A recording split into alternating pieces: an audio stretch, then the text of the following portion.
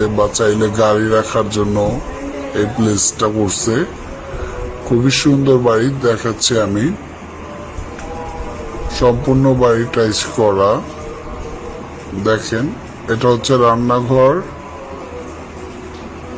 এটা রান্নাঘর, এই একটা রুম। ভিতরে লোক ছিল তাই ভিতরে ঢুকি নেই। আর এই পাশে টয়লেট, সিঁড়ি, এবং এই পাশের রুমটাও অনেক বড় দেখাচ্ছি আমি। আশেপাশে ঘনবসতি এলাকা। কদমতলির একদম কাছে, মাত্র 40 টাকা রিক্সা ভাড়া লাগে কদমতলি জিঞ্জিরা থেকে এখানে আসতে। আমি দেখাচ্ছি, এই যে একটা রুম, এই রুমটাও অনেক বড় রুম।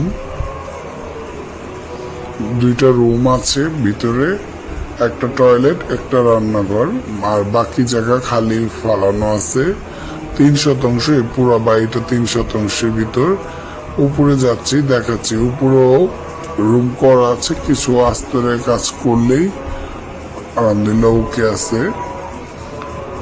এই যে এটা রান্নাঘর, ওই পাশেও একটা টয়লেটের সিস্টেম আছে করা, আর এই পাশে একটা টয়লেট করা আছে। এই যে এটা,